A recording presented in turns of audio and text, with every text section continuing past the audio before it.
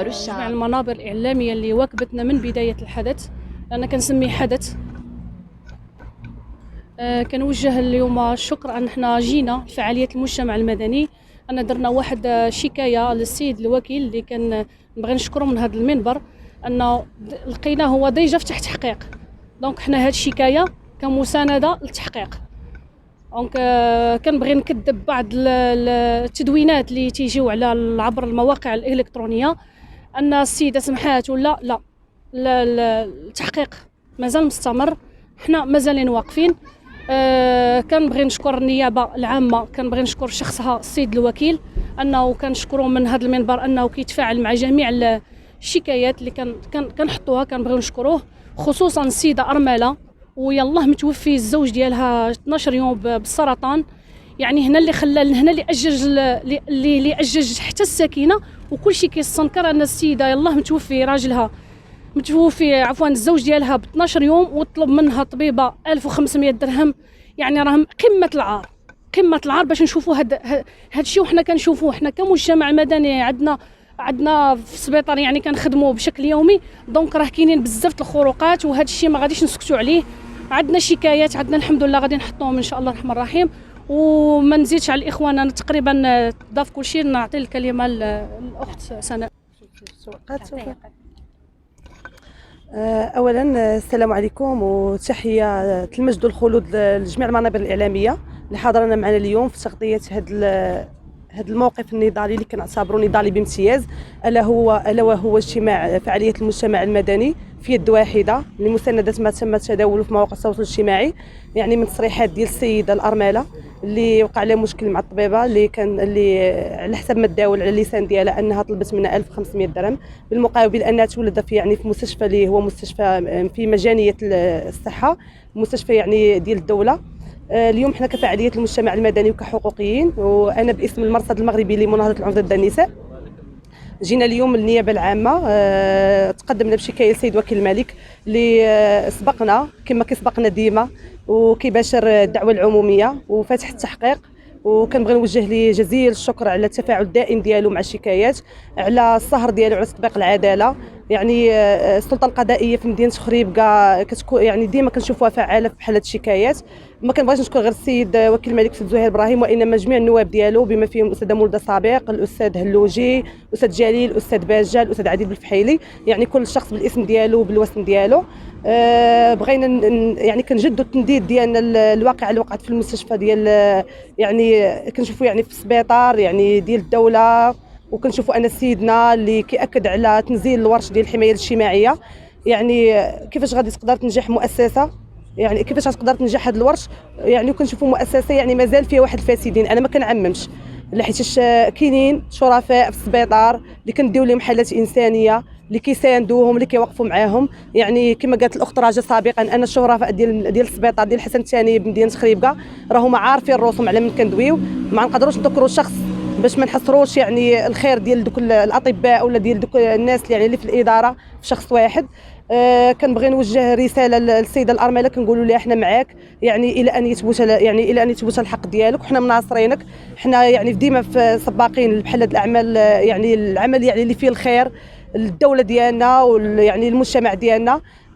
كنقول ان سيدنا وصى على مجانيه الصحه، وبغينا نشوفوا ان مجانيه الصحه يعني حتى الناس، حتى الشخص المسكين ولا المراه اللي ما فحالاش هي من حقها انها تولد، هي من حقها انها تلقى العلاج.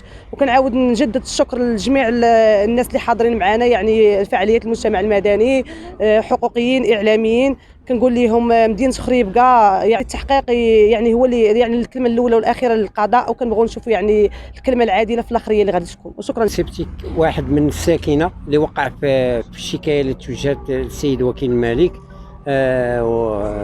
مع الناس ديال المجتمع المدني، اللي كنشكرهم وتنشكروا الناس ديال الصحافه اللي قاموا بالدور ديالهم، وتنشكروا النيابه العامه بشخص السي زهير ابراهيم والنواب ديالو اللي بمجرد الوقفه الاحتجاجيه اللي كنا درنا قدام المستشفى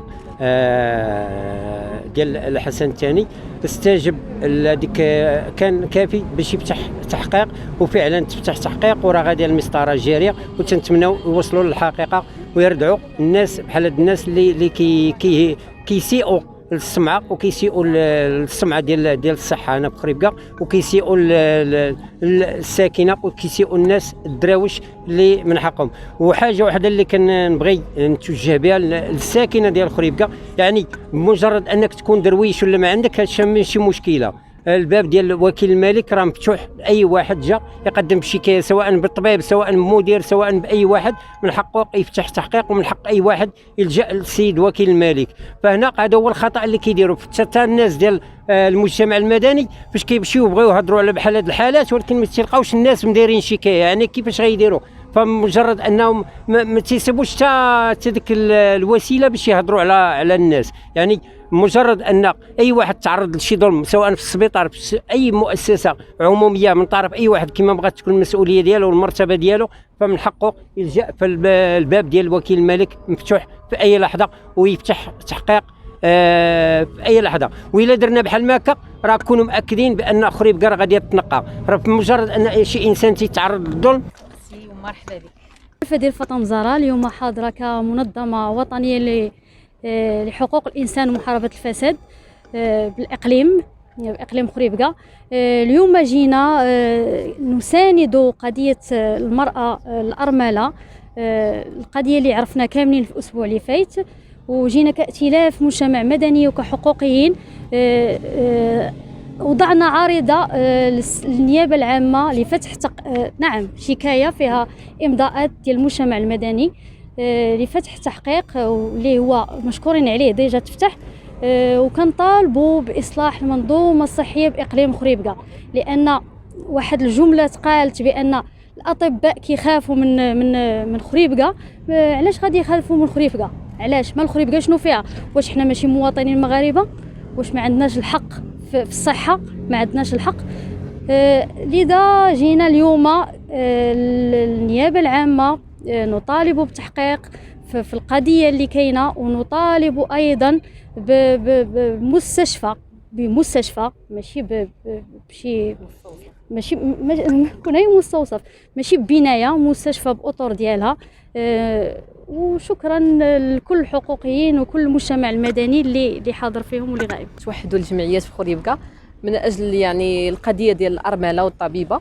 واليوم انضمينا انا كفاعله جمعويه وكرئيسه جمعيه جوس المراه والطفوله، انضميت لباقي الجمعيات بمدينه خريبكا من اجل اننا نحطوا شكايه من اجل القضيه ديال الارمله، واللي ديجا يعني من اجل التحقيق في هذه القضيه اللي ديجا باشر التحقيق فيها السيد وكيل الملك مدينه خريبكا، اللي كنوجه ليه الشكر من هذا المنبر.